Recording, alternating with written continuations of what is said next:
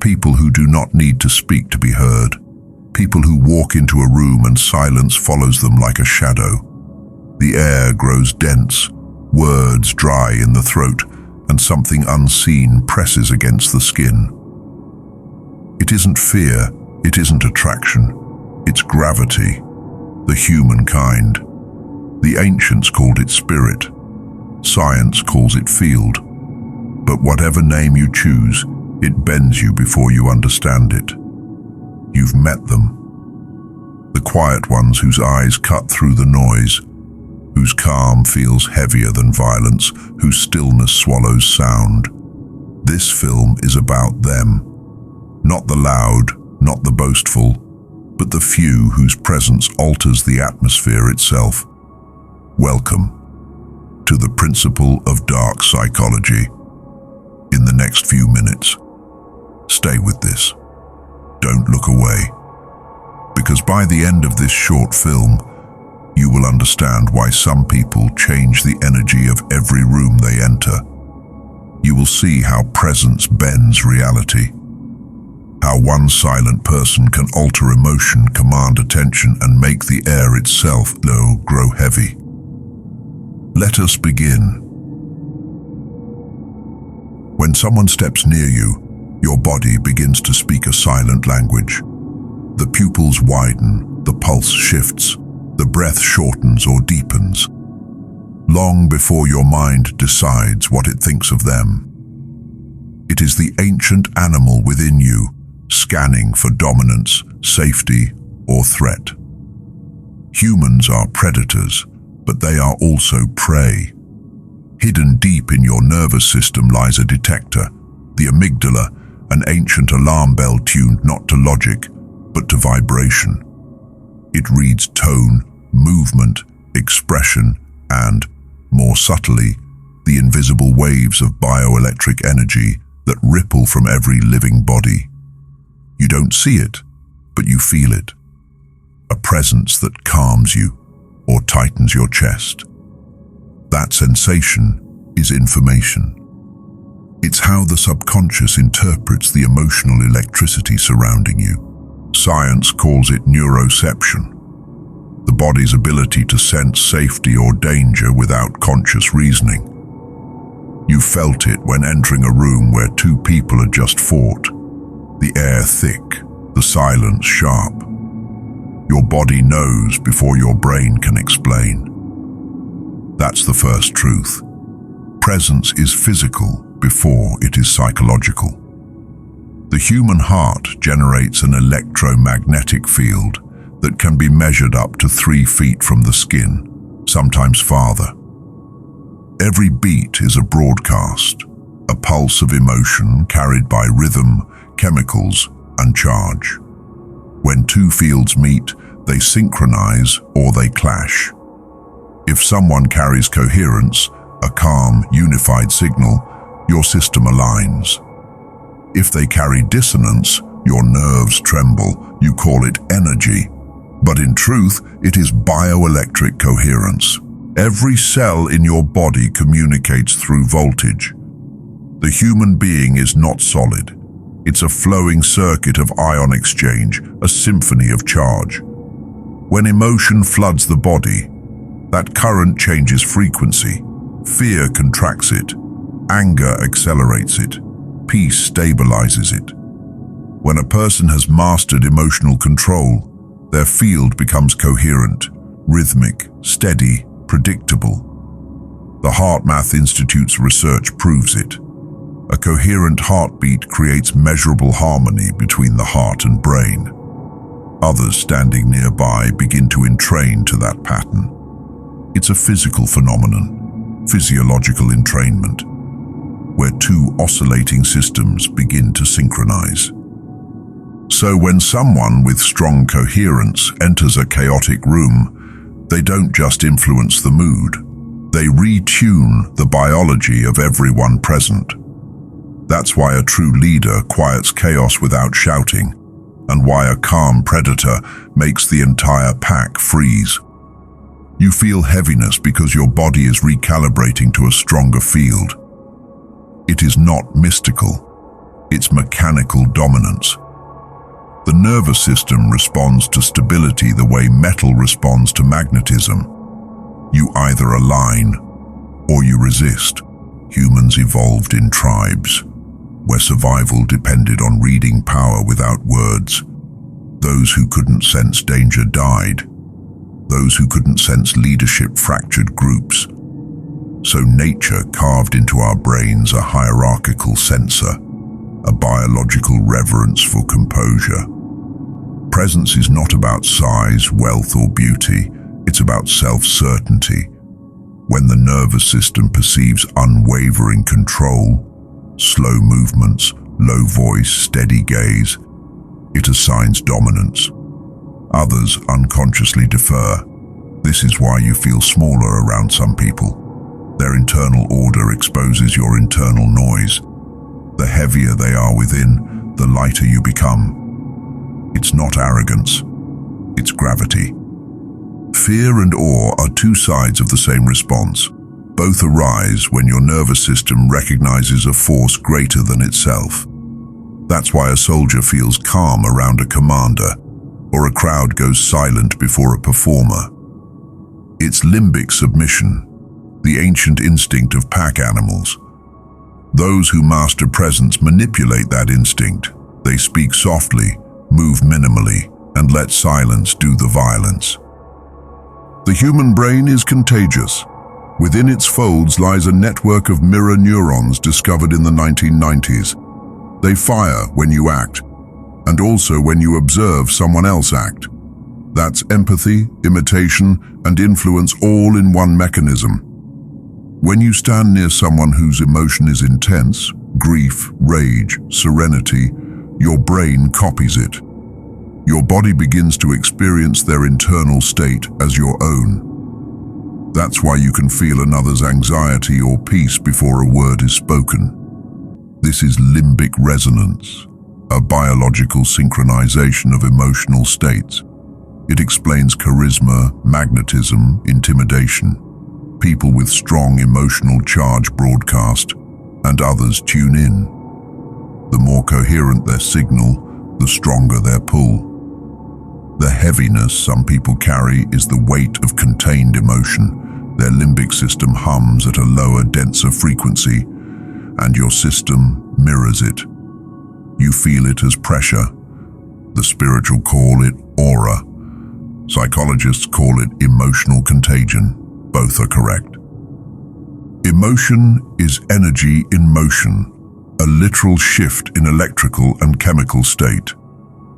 When you feel something strongly, your muscles emit heat, your glands release hormones, your skin conductivity changes. These signals radiate into the environment. A room filled with grief smells different from a room filled with laughter.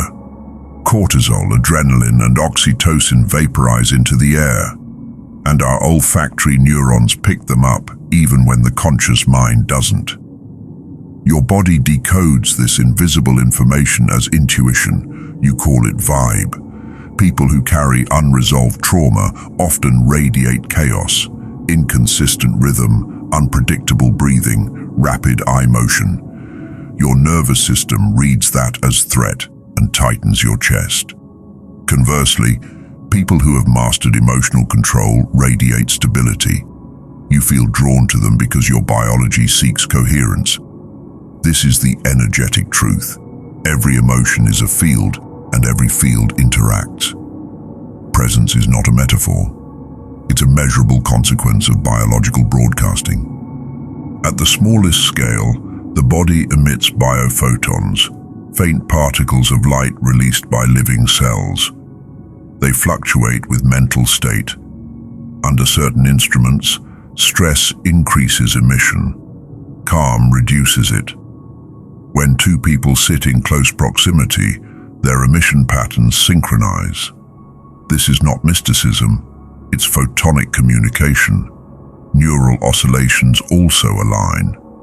Studies in social neuroscience show that when two people deeply connect, their brain waves fall into rhythm, a phenomenon called inter-brain coherence. In groups, This becomes collective emotion. Riots, concerts, rituals, worship. The stronger the shared frequency, the stronger the reality distortion. So when you meet someone with a concentrated inner world, someone whose thoughts and emotions vibrate as one, their coherence pulls you in. You call it presence. Physics calls it resonance. Some people are born with presence, others build it, like an assassin sharpening silence into a blade. The trained mind knows that control begins not with words, but with rhythm. The rhythm of breath, the rhythm of gaze, the rhythm of stillness. Interrogators slow their heart rate before entering the room. The suspect's nervous system follows unconsciously. Seductors hold prolonged eye contact, not to connect, but to destabilize.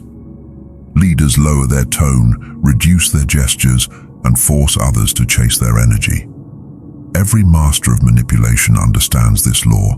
The calmest nervous system wins. Control doesn't look like dominance, it looks like patience. The manipulator creates an emotional vacuum, and nature hates vacuums. People rush to fill the silence with explanation, guilt, apology, or confession. That is the art of weaponized stillness, making your quiet louder than their chaos. Micro-movements, a tilt of the head, a delayed blink, a still hand, all trigger deep, primitive responses. They say, "I am not reacting, therefore I am in control." You don't overpower the world by force. You let the world synchronize to your frequency, then move when it's already following you. Presence is ancient. Long before thrones and titles, animals felt it in the wilderness. The pack could sense who would lead before the fight began. The body language of certainty, the open chest, the steady pace, the unblinking eyes, signaled strength long before words were invented. Human aura is not magic, it's ancestral pattern recognition. We evolved to read micro-threats and emotional shifts faster than conscious thought. Your nervous system right now is the descendant of every survivor who sensed danger seconds before others did. That's why aura feels real. It's biology remembering prehistory. The alpha of any group, wolf, human, or empire, radiates confidence without motion. The tribe organizes itself around that stillness. It's not dominance for domination's sake, it's energetic efficiency. Every system follows the most stable node. In ancient terms, that stability was sacred. In modern language, we call it leadership. The aura of command is not born of superiority. It's the echo of evolution. And those who carry it awaken something deep and unspoken in everyone else. An instinct older than civilization, to follow the stillest heart. Not all energy is heavy, some is hollow, and you can feel it instantly. When a person lives in constant contradiction, saying one thing, feeling another, hiding behind masks, their field fragments, their presence leaks. Anxiety is not invisible, it's vibrational noise.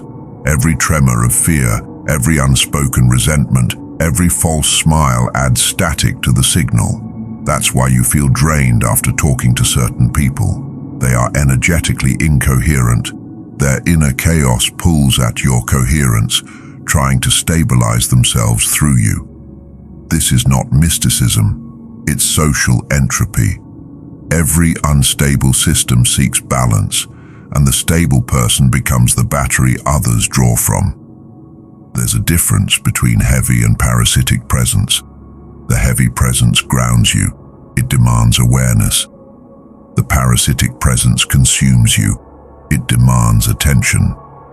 The first is magnetic, the second is desperate. Most people don't radiate power, they leak it. They spend their energy performing, explaining, and pretending. That's why those who conserve their inner current, Those who don't overshare, overreact, or over-explain feel supernatural. Stillness is energy savings turned into dominance. Presence cannot be faked, but it can be forged. You don't learn it from books, you build it by aligning everything inside you. Thought, emotion, and breath, until they move as one. Start with the simplest truth. Your breath is your frequency. Control it, and you control perception. When you breathe slowly, the body reads safety. When you breathe erratically, it broadcasts instability. Every inhalation tells the nervous system who's in charge, you or fear. Next comes awareness. Become conscious of how your energy enters rooms. Observe the rhythm of your speech, your pace, your tone. Presence is destroyed by hurry. Slow is the texture of control. Then comes alignment. Say what you mean what you say. Nothing fractures a field faster than hypocrisy. Integrity is not moral, it's magnetic. Finally, practice intentional silence. Not withdrawal, not weakness. Silence as space, the kind that makes others fill it with truth. A man or woman aligned in body, breath, and purpose becomes a center of gravity. They don't chase, they don't beg, they attract by existing correctly. Power doesn't speak, it radiates. It bends emotion, time, and circumstance around itself, not through magic, through mastery. Every human field is an instrument of will. Most people play theirs out of tune, erratic, anxious, afraid. But those who learn to hold their note, to vibrate steadily in chaos, to exist without leaking energy, they become conductors of reality itself. Presence is not sound. It is pressure. It is the invisible proof of inner alignment. In the future, power will not belong to those who shout the loudest, but to those whose stillness alters behavior. The ones who don't demand respect, they generate it. The ones who don't chase attention, they pull it. Because the new era of dominance belongs to those who master one simple law. The mind that controls its frequency controls the world.